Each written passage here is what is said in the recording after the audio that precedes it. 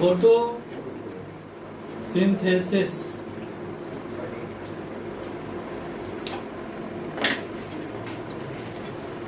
Photosynthesis का मतलब हो गया with the help of light कोई चीज को बनाया जाएगा। ठीक है, जब लाइट के हेल्प से कोई चीज को क्या किया जाता है, क्रिएट किया जाता है। जब लाइट के हेल्प से कोई चीज को क्रिएट किया जाता है तो उस प्रोसेस को क्या बोलते हैं, फोटोसिंथेसिस। सिंथेसिस मतलब क्या, कोई चीज को बनाना। किसके हेल्प से बनाना, लाइट के हेल्प से बनाना। तो फोटोसिंथेसिस जनरली कौन करता है, प्लांट्स करते हैं। ठीक है, फोटोसिंथेसिस कौन परफॉर्म करता है, प्लांट। फोटोसिंथेसिस परफॉर्म करने के लिए कुछ रॉ मटेरियल चाहिए, मतलब कोई चीज बनाने के लिए कुछ रॉ मटेरियल चाहिए। तो रॉ मटेरियल के तौर पे क्या यूज होता है, कार्बन डाइऑक्साइड और वाटर। प्लांट रॉ मटेरियल के तौर पे क्या चीज यूज करता है, कार्बन डाइऑक्साइड और वाटर। कितना टू कार्बन डाइऑक्साइड का मॉलिक्यूल यूज करता है, 6 टू कार्बन डाइऑक्साइड का मॉलिक्यूल। कितना टू वाटर का मॉलिक्यूल यूज करता है, 6 टू वाटर का मॉलिक्यूल।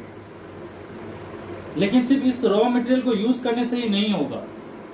ठीक है, इस रॉ मटेरियल के साथ साथ उसको कुछ कंडीशन भी चाहिए। तो सबसे पहला कंडीशन क्या है, देयर शुड बी सनलाइट। लेकिन सिर्फ सनलाइट होने से भी कार्बन डाइऑक्साइड और वाटर मिलके कुछ नया चीज नहीं बनेगा। तो कुछ ऐसा चीज भी चाहिए जो इन दोनों को कंबाइन करके वो चीज बनाए। तो वो सनलाइट नहीं बना सकता है, तो वो चीज का नाम है क्लोरोफिल।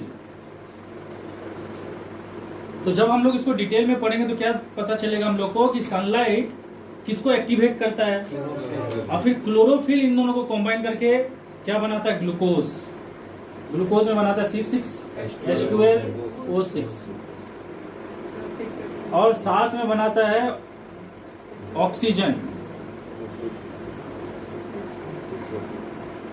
तो लाइट के प्रेजेंस में plant with the help of what, chlorophyll, क्या करता है, कार्बन डाइऑक्साइड और वाटर को मिला देता है और क्या बनाता है, ग्लूकोज और ऑक्सीजन। इस ऑक्सीजन में से कुछ ऑक्सीजन प्लांट खुद कंज्यूम करता है। क्यों, ताकि क्या कर सके, रेस्पिरेशन। रेस्पिरेशन में क्या होता है, प्लांट कुछ ग्लूकोज को तोड़ के दोबारा कार्बन डाइऑक्साइड, वाटर और एनर्जी बनाता है। और उस दौरान में जो एनर्जी प्रोड्यूस होता है, उस एनर्जी को वो अपने सर्वाइवल के लिए यूज करता है, अपने जिंदा रहने के लिए यूज करता है। और ऑक्सीजन का बहुत हिस्सा क्या करता है, प्लांट बाहर में छोड़ देता है। उस ऑक्सीजन को कौन कंज्यूम करता है, एनिमल्स। तो प्लांट एक्चुअली क्या कर रहा है, कार्बन डाइऑक्साइड का मॉलिक्यूल ले रहा है, वाटर का मॉलिक्यूल ले रहा है और इन दोनों को कंबाइन करके क्या बना रहा है, ग्लूकोज और ऑक्सीजन। ग्लूकोज जो है वो प्लांट अपने बॉडी में स्टोर करता है। और कहाँ पे स्टोर करता है, तो प्लांट के सेल में जो वैक्यूल होता है वो काफी बड़ा होता है, उसको स्टोरेज ऑर्गन बोलते हैं। तो प्लांट क्या करता है, उन वैक्यूल्स में ग्लूकोज को स्टोर करके रखता है। लेकिन उस वैक्यूल तक पहुंचाने के लिए ग्लूकोज को, क्योंकि ग्लूकोज जो है जनरली प्लांट का उस पार्ट में ग्लूकोज बनता है जहां पे क्या है, क्लोरोफिल है। तो प्लांट के हर पार्ट में तो क्लोरोफिल नहीं होते हैं।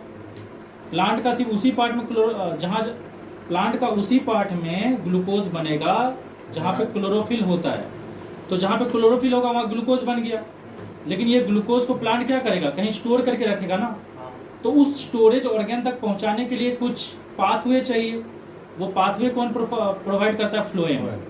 तो फ्लोएम क्या करता है, जो भी ग्लूकोज बनता है उसको जहां पे वो ग्लूकोज बन रहा है वहां से लेके स्टोरेज ऑर्गन तक ले जाता है। स्टोरेज ऑर्गन मतलब डिफरेंट सेल में जो वैक्यूल है, समझ में आया। तो प्लांट ये खाना को क्यों स्टोर करके रखता है, ताकि प्लांट उसको ब्रेक डाउन करके खुद अपने लिए क्या प्रोड्यूस कर सके, एनर्जी।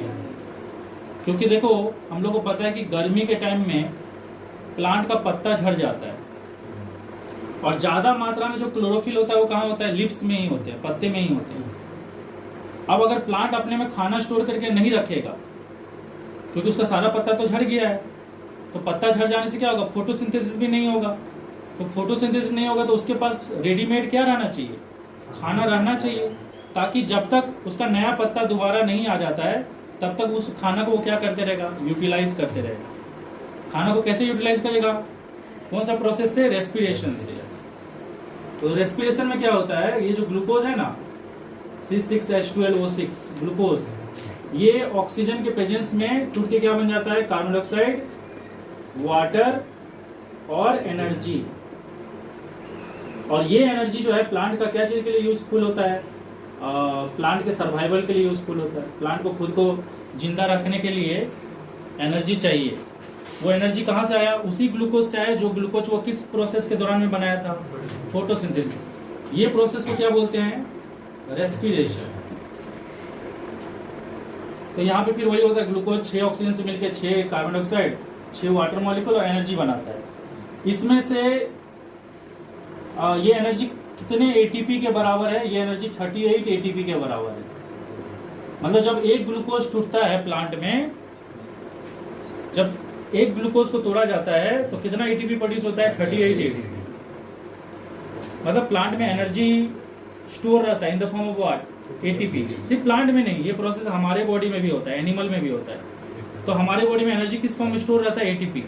और जब हम लोग को वो से एनर्जी का जरूरत रहता है तो वो एटीपी क्या होता है, एनर्जी को रिलीज करता है और उससे हम लोग अपने आप को क्या रखते हैं, जिंदा रखते हैं। ये सारा प्रोसेस समझ में आया। अच्छा ठीक है, इसको थोड़ा लिखिए फिर हम लोग इसको थोड़ा डिटेल में समझेंगे।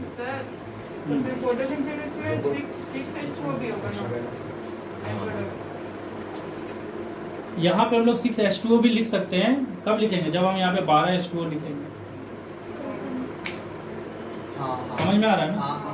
अगर यहाँ पे 12 मॉलिक्यूल ऑफ H2O लिखेंगे तो यहाँ पे हम लोग 6H2O भी लिखेंगे। तो अगर आप चाहो तो इसको ऐसे लिख सकते हो या इसको एक दूसरा तरीका से भी लिख सकते हो, बोथ आर करेक्ट। अगर चाहो तो आप इसको ऐसे लिखो, अगर आपको वैसे लिखने में प्रॉब्लम है तो आप यहाँ पे लिख लो सनलाइट, सब कुछ सेम लिखो, क्लोरोफिल, और यहाँ पे बन गया ग्लूकोज C6H12O6 और plus 6H2O molecule plus 6O2।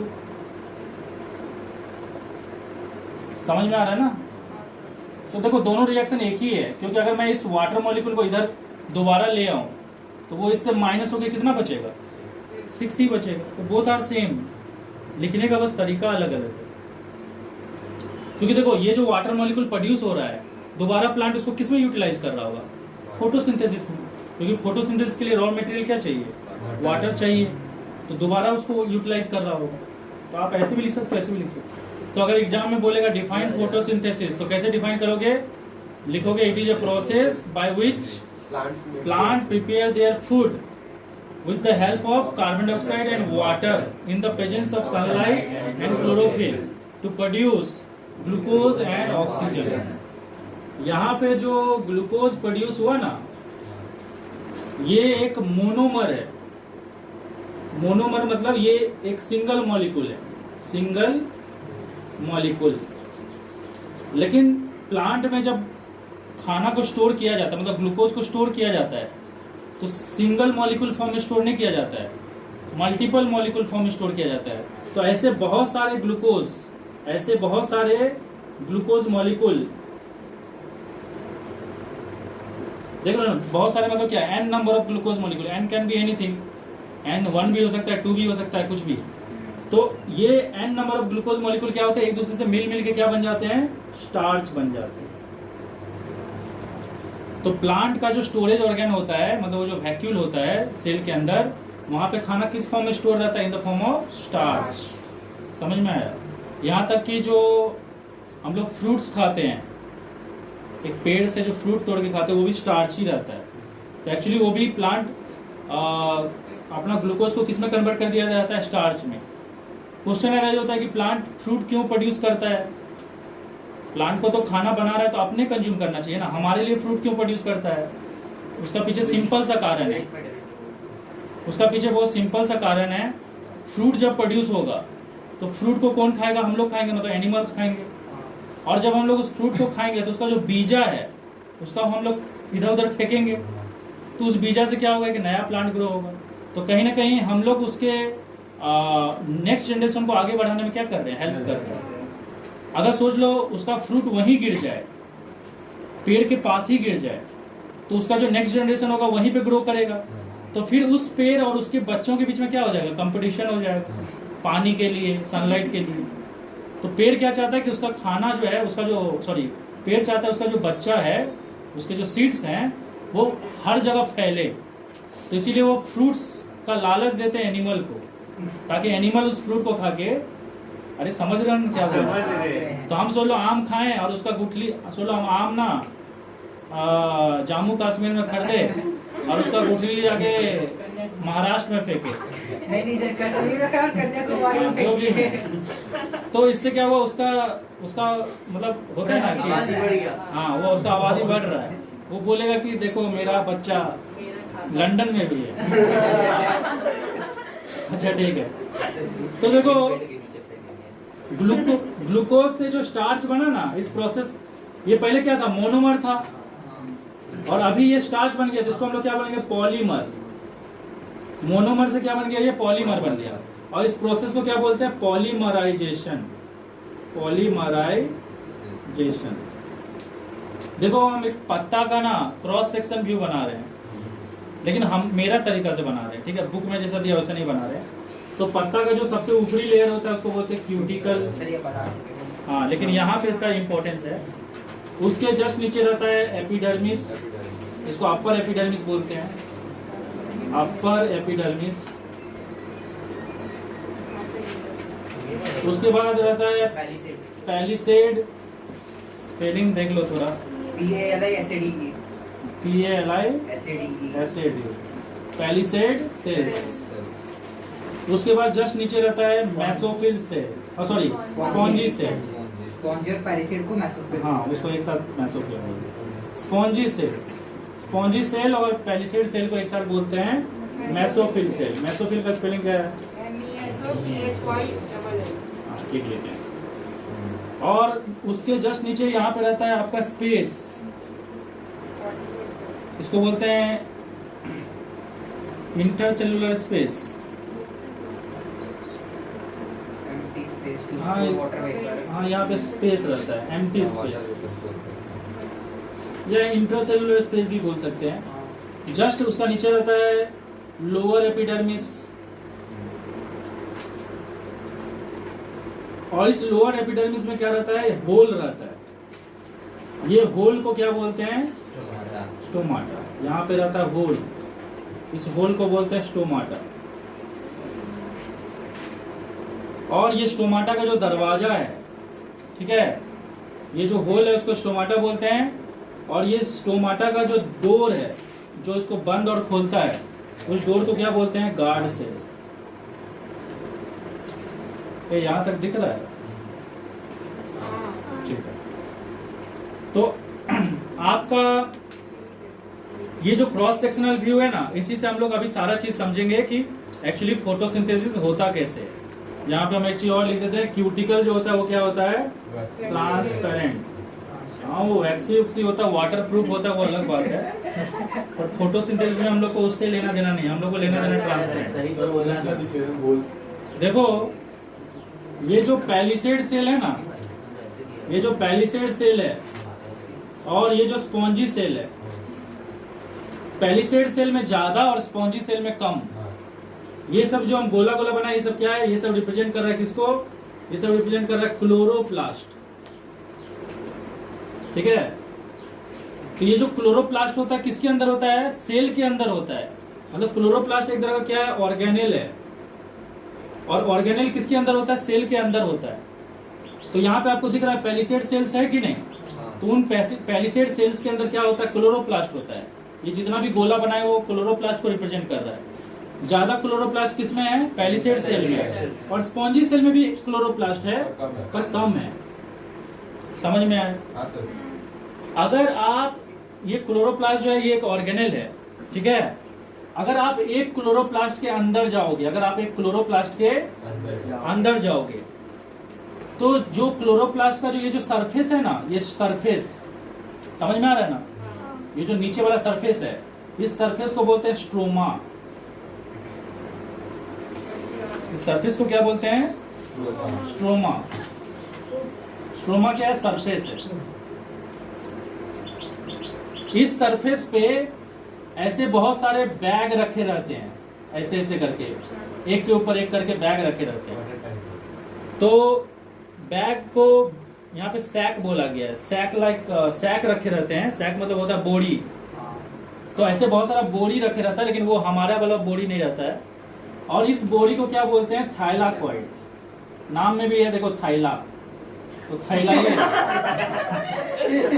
तो यहाँ पे दिख रहा होगा, ये जमीन पे क्या रखा हुआ है? बहुत सारा थैला रखा है, थाइलाकॉइड।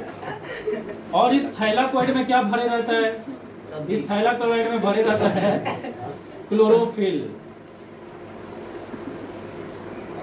समझ में आया? तो देखो, एक बार फिर से देख लो। पैलिसेड सेल्स के अंदर होता है क्लोरोप्लास्ट, और एक क्लोरोप्लास्ट के अंदर बहुत सारे थाइलाकॉइड रहते हैं, और हर थाइलाकॉइड में क्या रहता है? क्लोरोफिल। और ये थाइलाकॉइड का ये पाइल्स मतलब एक अरेंजमेंट जो है, ये जो ऐसे अरेंज करके किसके ऊपर रखा गया है? स्ट्रोमा के ऊपर। तो ये जो अरेंजमेंट है ना, ये जो पाइल्स में रखे हुए हैं, ठीक है, ये जो पाइल्स में रखे हुए हैं, इस अरेंजमेंट को क्या बोलते हैं? ग्रेना। सुन के ही लग रहा है कि गेहूं का बोरी में, थैला में क्लोरोफिल भर के रखा है। अच्छा, ठीक है। और ये जो क्लोरोप्लास्ट है, उसको हम लोग गोडाउन मान सकते हैं। गोडाउन, हाँ, एक गोडाउन में बहुत सारा बोरी रखा है, और बोरी में क्लोरोफिल भरा है। गवर्नमेंट का गोदाम सर। अच्छा, ठीक है। काहे? तो यहाँ बोरा में क्लोरोफिल है। मतलब बहुत सारा पाइल्स को ग्रैनम बोलते हैं। हाँ, वो तो हो गया, ग्रेना है ऐसा।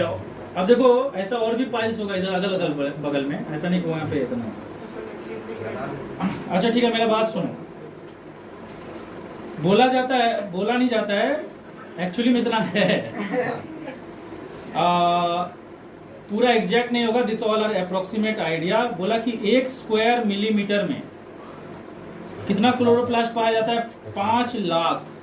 मतलब पत्ता का 1 स्क्वायर मिलीमीटर में, मतलब सोच लो कि अगर ये 1 स्क्वायर मिलीमीटर है, तो इसके अंदर 5 लाख क्लोरोप्लास्ट होगा। इतना बड़ा भी नहीं होगा। और उस, हम सिर्फ समझाने के लिए बता रहे हैं, और उस हर एक क्लोरोप्लास्ट के अंदर बहुत सारा थाइलाकॉइड होगा, और हर थाइलाकॉइड में क्लोरोफिल होगा। तो अंदाजा लगाओ। अंदाजा नहीं लगा सकते सर। हाँ, ठीक है। तो ये सारा चीज आपको समझ में आया? ओके। अब इसमें ना हम कुछ चीज को थोड़ा मिटाने वाले हैं। ये आपको समझ में आ गया ना कि ये सब क्लोरोप्लास्ट, ये सब 1 स्क्वायर मिलीमीटर में 5 लाख क्लोरोफिल रहता है। क्लोरोप्लास्ट रहता है, क्लोरोफिल नहीं।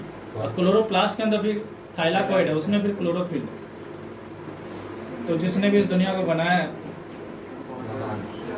बहुत बड़ा साइंटिस्ट है। यहाँ पे आप लोग ध्यान से देखिए, ओए ध्यान से सुनो। यहाँ से कौन आ रहा है? सनलाइट। यहाँ से आ रहे हैं सनलाइट।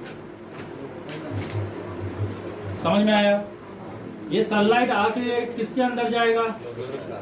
क्लोरोप्लास्ट के अंदर जाएगा। क्लोरोप्लास्ट के अंदर में अगर सनलाइट जाएगा, तो वहां पे फोटोसिंथेसिस होने के लिए वाटर और कार्बन डाइऑक्साइड को भी होना जरूरी है। तो ये जो स्पॉन्जी सेल है ना, इसमें पहले से ही क्या स्टोर रहता है? वाटर स्टोर रहता है। ये वाटर कहाँ से आया? ये वाटर आया थ्रू वेन्स, और इस वेन में कहाँ से आया? Through xylem. जाइलेम में कहाँ से आया? Through roots. तो रूट से जाइलेम, जाइलेम से वेन, वेन से स्पॉन्जी सेल में पानी आके पहले से स्टोर है। स्पॉन्जी बहुत बड़ा परिवार है। हाँ, मतलब स्पॉन्जी सेल का काम है पानी को स्टोर करना। लेकिन स्पॉन्जी सेल में तो सिर्फ पानी स्टोर है ना, कार्बन डाइऑक्साइड तो नहीं है। तो यहाँ का ये जो गार्ड सेल है ना, ये दरवाजा, ये दिन के टाइम में क्या होता है? ये गार्ड सेल खुला रहता है। तो जब ये दरवाजा खुला रहता है, तो स्टोमाटा का जो ये गेट है, इसमें क्या होता है? कार्बन डाइऑक्साइड बाहर से अंदर जाता है। ठीक है। अब ये कार्बन डाइऑक्साइड और ये वाटर को कौन एब्जॉर्ब करता है? सेल। सेल के अंदर क्या है? ऑर्गेनेल है, जिसका नाम है क्लोरोप्लास्ट। तो क्लोरोप्लास्ट के अंदर कौन जाता होगा? मिस्टर वाटर और मिस्टर कार्बन डाइऑक्साइड। और वहां पे कौन पहुंच चुका है? सनलाइट। और अब देखो, क्योंकि वहां पे कार्बन डाइऑक्साइड भी पहुंच चुका है, कहां से पहुंच चुका है? स्टोमाटा से। वाटर भी पहुंच चुका है, और सनलाइट भी पहुंच चुका है और क्लोरोफिल पहले से है, तो ये सारा चीज मिलकर क्या बनाने के लिए रेडी है, ग्लूकोज और ऑक्सीजन। अब वो कैसे बनेगा उसको हम एक्सप्लेन करेंगे, लेकिन ये आपको समझ में आ रहा है। अब देखो एक क्वेश्चन अराइज होता है कि सनलाइट ऊपर से क्यों आ रहा है, क्योंकि देखो एक चीज तो है कि सनलाइट ऊपर से ही आएगा, दूसरा बात है कि क्यूटिकल जो होता है वो क्या होता है, तो वो लाइट को अंदर जाने देगा, ओपाक नहीं होता है। अगर ये क्यूटिकल ओपाक होता तो सनलाइट अंदर जा नहीं पाता। तो क्यूटिकल जो होता है हमेशा ट्रांसपेरेंट होता है, तो लाइट उसको पेनिट्रेट करके अंदर जा सकता है। ये सारा चीज आपको समझ में आया। और इसी दौरान में क्या होता है कि जब कार्बन डाइऑक्साइड अंदर जाते रहता है तो कुछ वाटर वेपर बन के लॉस हो जाते हैं, और इस प्रोसेस को हम लोग क्या बोलते हैं, ट्रांसपीरेशन। तो इसके बारे में हम लोग ऑलरेडी पढ़ चुके हैं कि ट्रांसपीरेशन में क्या होता है, वाटर लॉस होता है। कब लॉस हो रहा है समझ में आ रहा है ना, जब कार्बन डाइऑक्साइड अंदर जा रहा है। ये सारा मैकेनिज्म समझे। देखिए प्लांट में ना 9 टाइप्स ऑफ क्लोरोफिल होता है। कितने टाइप्स के क्लोरोफिल होते हैं, 9 टाइप्स के क्लोरोफिल होते हैं, ठीक है। लेकिन ये सभी क्लोरोफिल क्या करता है, फोटोसिंथेसिस परफॉर्म करता है। लेकिन सबसे ज्यादा कौन परफॉर्म करता है, तो उसके बारे में यहाँ पे मेंशन किया गया है। तो there are 9 types of chlorophyll, सभी फोटोसिंथेसिस परफॉर्म करते हैं, लेकिन सबसे ज्यादा कौन परफॉर्म करता है, जो सबसे ज्यादा मात्रा में है, मतलब जिसका क्वांटिटी सबसे ज्यादा है। तो उसमें से क्लोरोफिल ए, याद रखना ये भी पूछ सकता है आपको, क्लोरोफिल ए और क्लोरोफिल बी, ये दोनों जो है ना ये एबंडेंट है। एबंडेंट मतलब सबसे ज्यादा मात्रा में है। एबंडेंट मतलब ये सबसे ज्यादा मात्रा में है, मतलब सबसे ज्यादा फोटोसिंथेसिस परफॉर्म कौन करता होगा, क्लोरोफिल ए और क्लोरोफिल बी। ये आपको समझ में आया। उसके अलावा मैं और एक चीज बताना चाहता हूँ। हम लोग जनरली क्या सोचते हैं, अगर मैं आपसे एक सवाल पूछूं कि क्लोरोफिल का कलर कैसा होता है, तो आप लोग बोलोगे ग्रीन, पर एक्चुअली क्लोरोफिल का कलर ग्रीन नहीं होता है। तो इसी चीज को मैं समझाने के लिए यहाँ पे कुछ बता रहा हूँ। क्लोरोफिल के ऊपर कौन सा लाइट गिरता है, व्हाइट लाइट। समझ में आ रहा है कि नहीं। और व्हाइट लाइट हम लोग को पता है कितना कलर से बना है, 7 कलर से। फिर डी और समझ में आया। क्लोरोफिल क्या करता है, ग्रीन को छोड़ के, except green, rest all colour को क्या करता है क्लोरोफिल, रेस्ट ऑल कलर को क्लोरोफिल क्या करता है, एब्जॉर्ब कर लेता है। समझ में आया। और ग्रीन को क्या कर देता है, रिफ्लेक्ट बैक कर देता है, रिफ्लेक्ट बैक। तो क्लोरोफिल जो भी केमिकल है, वो केमिकल क्या करता है, 7 कलर में से 6 कलर को एब्जॉर्ब कर लेता है, और ग्रीन कलर को क्या कर देता है, रिफ्लेक्ट कर देता है। तो हम लोग को ऐसा लगता है कि वो कैसा कलर का है, क्योंकि हम लोग उसी चीज को देखते हैं जो रिफ्लेक्ट होके हमारे आंख में आता है। तो एक्चुअली अगर बोला जाए तो क्लोरोफिल का कलर ग्रीन नहीं है, वो ग्रीन कलर को रिफ्लेक्ट कर रहा है और बाकी कलर को क्या कर रहा है, एब्जॉर्ब कर रहा है, इसलिए वो ग्रीन दिख रहा है। और एक सवाल और भी है, क्या ग्रीन कलर फोटोसिंथेसिस परफॉर्म करता है, नो। ग्रीन कलर फोटोसिंथेसिस कैसे परफॉर्म करेगा, ग्रीन कलर को तो क्लोरोफिल क्या कर दे रहा है, रिफ्लेक्ट कर दे रहा है। तो ग्रीन कलर को छोड़ के बाकी कलर क्या परफॉर्म करता है, photosynthesis. Green colour photosynthesis perform नहीं करता है। और इस कलर में भी 2 ऐसा कलर है जो सबसे ज्यादा फोटोसिंथेसिस परफॉर्म करता है, तो उसको आप लोगों को याद रखना है। वो कलर कौन कौन सा है, वो कलर है रेड और ब्लू। तो रेड और ब्लू जो है ना, वो सबसे ज्यादा फोटोसिंथेसिस परफॉर्म करता है।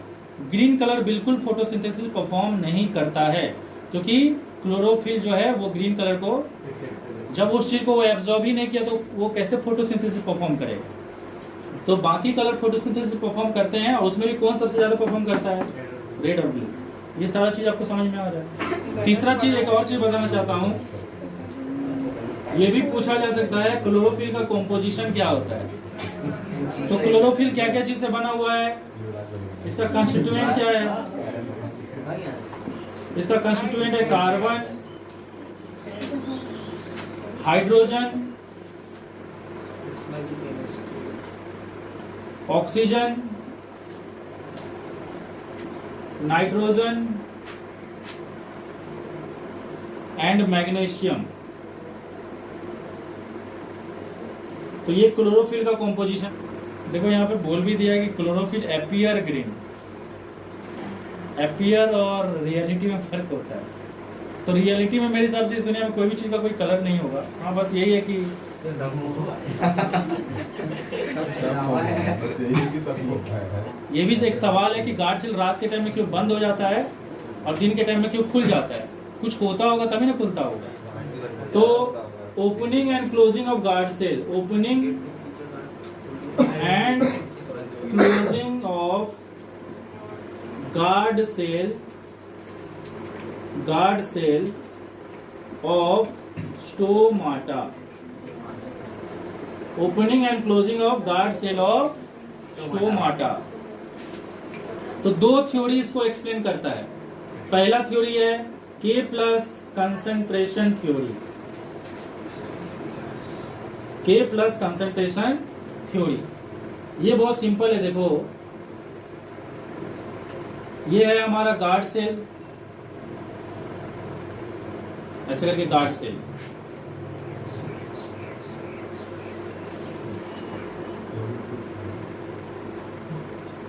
ओके, ये गार्ड सेल है। अब इसके अगल बगल में और भी सेल्स होंगे कि नहीं? ठीक है, उसके अगल बगल में और भी सेल होंगे। ये सब सेल्स हैं।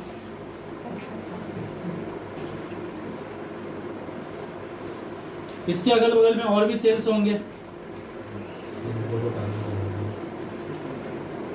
समझ में आया? तो ये गार्ड सेल है और इसके अगल बगल में क्या है? और भी सेल्स हैं। इस सेल्स में क्या होगा? पोटासियम आयन है। ये पोटेशियम आयन कहाँ से आया? ये पोटासियम आयन कहाँ से आया? आप लोग को पता होगा कि हम लोग का प्लांट का जो रूट होता है, ये प्लांट है, तो रूट में ये जो रूट होता है ये बाहर से क्या एब्जॉर्ब करता है? मिनरल्स को एब्जॉर्ब करता है। मिनरल्स को एब्जॉर्ब करता है कि नहीं? मिनरल्स को कैसे एब्जॉर्ब करता है? By what transport? By active transport. समझ में आया? तो रूट के जो सेल होते हैं वो अपना एनर्जी को यूज करता है ताकि बाहर से मिनरल्स को कहां ला सके? अंदर। क्योंकि बाहर में मिनरल्स, मतलब बाहर में मिनरल्स ज्यादा है और अगर उस मिनरल को अंदर लाएगा तभी ऑस्मोसिस से पानी आएगा अंदर उसको डिसॉल्व करने के लिए। तो प्लांट क्या चाहता है कि पानी अंदर आए, किसको डिसॉल्व करने के लिए? मिनरल्स को डिसॉल्व करने के लिए। और पानी का जो रूट के सेल के अंदर आने का जो प्रोसेस है दैट इज पैसिव मूवमेंट। मतलब ऑस्मोसिस एक पैसिव मूवमेंट है, उसमें कोई एनर्जी नहीं लगता है। लेकिन पानी बाहर से सॉइल से रूट के अंदर तभी आएगा जब रूट का सेल के अंदर मिनरल्स ज्यादा होगा और पानी कम होगा। तो वो अपना रूट के अंदर मिनरल्स का क्वांटिटी बढ़ाने के लिए क्या करता है? बाहर से जो भी मिनरल्स है उसको एनर्जी लगा के फोर्सिवली अपने अंदर लाता है। मतलब उसके रूट सेल में जो एटीपी स्टोर है ना, वो एटीपी क्या करता है? अपना एनर्जी को रिलीज करता है ताकि बाहर का मिनरल्स को सेल के अंदर ला सके। अब जब सेल के अंदर मिनरल्स का क्वांटिटी बढ़ जाएगा तो ऑटोमेटिक वाटर आएगा उसको डिसॉल्व करने के लिए। ये मिनरल्स किस फॉर्म में आते हैं? पोटासियम, सोडियम, इसी सब फॉर्म में आते होंगे। अब जब ये वाटर अंदर आता होगा तो ये वाटर में ये मिनरल्स क्या होते होंगे? डिसॉल्व हो जाते होंगे। वो वाटर इस मिनरल्स को लेके थ्रू जाइलम कहाँ आता होगा? अपर पार्ट में कौन है? लिप्स है। तो इसी तरह से ये मिनरल्स यहाँ तक पहुंचा। समझ में आया? सर प्लांट रूट खाली मिनरल एंड वाटर को लेने के लिए करता है। हाँ, तो वो डायरेक्ट वाटर, लेकिन ऐसा नहीं है कि मिनरल को एब्जॉर्ब सिर्फ वाटर को लेने के लिए करता है। आपको मिनरल का यूज और भी यूजेस है। मिनरल हम आप लोगों से पढ़ाए भी थे। मिनरल का एक यूज है कैटलिस्ट बनाना, एंजाइम्स बनाना, ताकि रेस्पिरेशन और बाकी अदर जो मेटाबॉलिक प्रोसेस है उसको प्लांट परफॉर्म कर सके। दूसरा चीज है कि मिनरल से ही सेल ऑर्गेनेल बनता है, सेल वॉल बनता है। तो मिनरल्स बहुत सारी चीज के लिए यूजफुल है। लेकिन एक कारण ये भी है कि प्लांट को वाटर भी चाहिए। और आपको पता है कि वाटर हमेशा वहीं पे आएगा जहाँ पे वाटर का कंसंट्रेशन कम है और सॉल्यूट का कंसंट्रेशन ज्यादा है। तो सॉल्यूट मतलब मिनरल्स। तो मिनरल्स को अंदर लाने के लिए क्या करता है, वो एक्टिव ट्रांसपोर्ट करता है, मतलब अपना एनर्जी लगाता है ताकि मिनरल को बाहर से खींच के अपने अंदर ला सके। समझ में आया? तो ये आपको समझ में आया कि ये पोटेशियम कहाँ से आया, थ्रू वाटर यहाँ तक पहुंचा है। अब ये गार्ड सेल क्या करता है, यहाँ पे गार्ड सेल अपना एटीपी को रिलीज करता है। एटीपी को रिलीज करता है in the form of what, energy.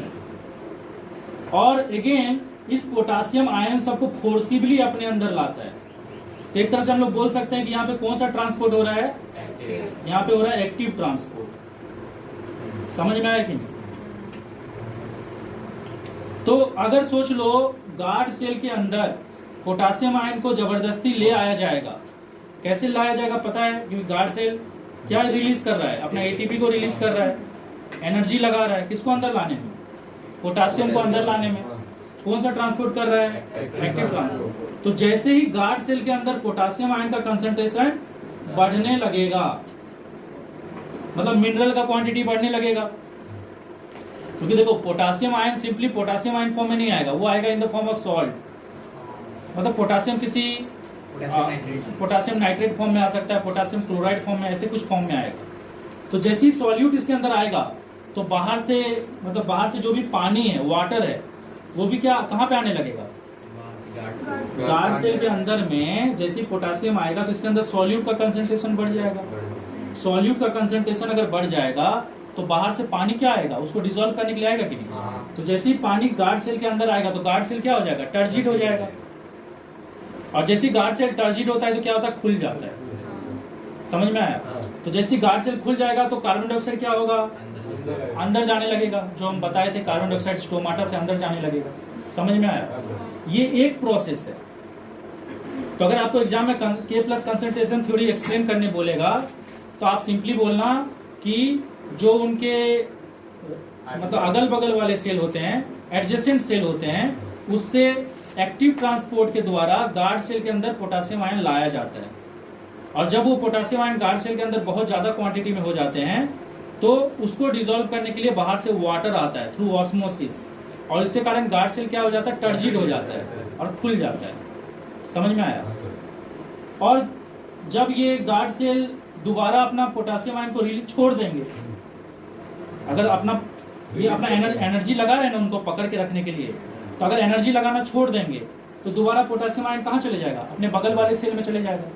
तो जैसे ही बगल वाले सेल में पोटेशियम आयन दोबारा चले जाएगा तो यहाँ पे K प्लस का कंसंट्रेशन क्या हो जाएगा, कम हो जाएगा। जैसे ही K प्लस का कंसंट्रेशन कम होगा तो ऑटोमेटिक वाटर भी चले जाएगा। वाटर जैसे ही चले जाएगा तो ये क्या हो जाएगा, फ्लैसिड, सिकुड़ जाएगा गार्ड से। तो फ्लैसिड होगा तो दरवाजा क्या हो जाएगा, स्टोमाटा बंद हो जाएगा। तो रात के टाइम में क्या होता है, ऐसे बंद हो जाता है। क्या ब्लर नहीं दिख रहा है? अच्छा ठीक है, एक और थ्योरी को एक्सप्लेन कर दे रहे हैं, आज के लिए इतना ही रखेंगे। देखो अगेन गार्ड सेल, ओके, ये हो गया गार्ड सेल। अब देखो दिन के टाइम में एक तो चीज और होता है, गार्ड सेल में भी, मेरा बात सुनो, गार्ड सेल भी क्या है, एक तरह का क्या है, सेल है। तो सेल के अंदर क्या होगा, क्लोरोप्लास्ट, ऑर्गेनेल होगा। क्लोरोप्लास्ट के अंदर क्या होगा, क्लोरोफिल। अब क्लोरोफिल, हाँ, क्लोरोप्लास्ट के अंदर थाइलाकोइड होगा, उसके अंदर क्लोरोफिल होगा। क्लोरोफिल क्या करेगा, सनलाइट के प्रेजेंस में कार्बन डाइऑक्साइड और वाटर को मिला के क्या बना देगा, ग्लूकोज। समझ में आ रहा है? तो इसके अंदर अगर ग्लूकोज का क्वांटिटी बढ़ जाएगा, इसके अंदर क्या बढ़ जाएगा, ग्लूकोज का क्वांटिटी अगर बढ़ जाएगा, क्योंकि दिन के टाइम में फोटोसिंथेसिस होगा ना, लाइट गिर रहा है, तो ग्लूकोज का क्वांटिटी बढ़ जाएगा। ग्लूकोज क्या है, एक तरह का सॉल्यूट। उस सॉल्यूट को रिजॉल्व करने के लिए बाहर से क्या आएगा, वाटर। कौन सा प्रोसेस से आएगा, तो सेल क्या हो जाएगा, टर्जिड। समझ में आया? जैसे टर्जिड होगा तो गार्ड सेल फिर से खुल जाएगा और दरवाजा खुल जाएगा और कार्बन डाइऑक्साइड अंदर जाएगा। रात के टाइम में क्या होता है, ये ग्लूकोज को या तो प्लांट कंज्यूम कर लेता है थ्रू रेस्पिरेशन, या ये ग्लूकोज यहाँ से ट्रांसफर कर दिया जाता है to the storage organ through what, phloem. तो रात के टाइम में या तो ग्लूकोज को ट्रांसफर कर दिया जाता है फ्लोएम के जरिए, या इस ग्लूकोज को यूटिलाइज कर लिया जाता है। तो जैसे ग्लूकोज को यूटिलाइज कर लिया जाएगा या ट्रांसफर कर दिया जाएगा तो ग्लूकोज का कंसंट्रेशन क्या हो जाएगा, दोबारा कम हो जाएगा।